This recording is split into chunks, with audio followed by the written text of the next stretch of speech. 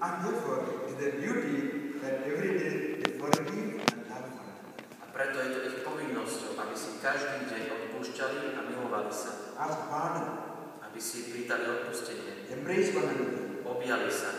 Close the chapter of the hurt. Zavrieť tú kapitolu, otočiť list zranenia. So that they can really love one another. Aby sa naozaj skutočne mohli vzájomne milovať.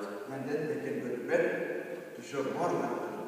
A potom môže ísť do postele preukázať ešte viac lásky svojmu partnerovi. If you do not forgive every day, Ak neodpúšťaš každý deň, the bitterness will increase. a zatrpknutosť v tebe vzrastie, One will not give the body to the other.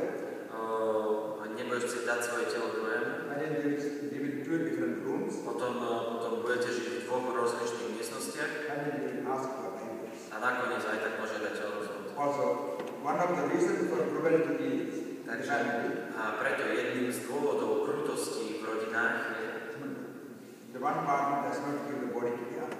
že jeden z partnerov neodovzdá svoje telo z tomu druhému. And therefore, we must see to it that it's our duty, forgive and love, and then pray, and then give our body to God.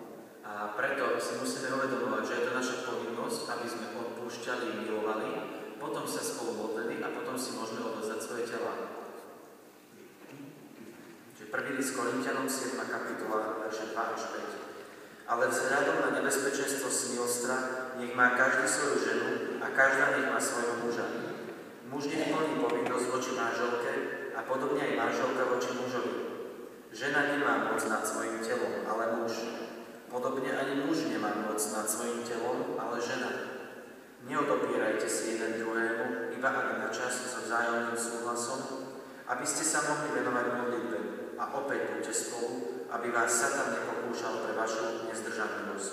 If one does not give one's body to the partner, Keď niekto neodovzdá svoje telo partnerovi, then the other person will be tempted to go to somewhere else. ten druhý človek môže byť pokúšaný, aby išiel niekde inde. Or we ourselves might go to somebody else. Alebo my sami môžeme ísť niekde. The devil comes into our family. A diabol prichádza do našich rodín. Therefore, we must give place for God and not for the evil one. A my preto musíme dať miesto Bohu a nie zlému.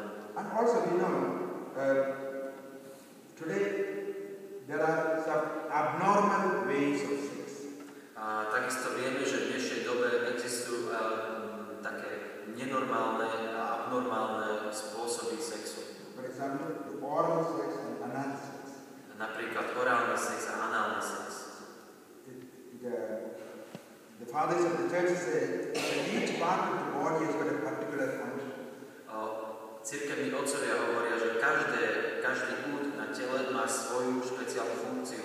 The mouth is for speaking and for eating. Ústa sú na rozprávanie a jedenie.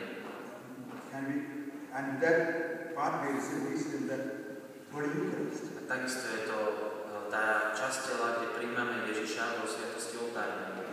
And therefore we cannot have the oral sex. A preto my nemôžeme mať orálny sex.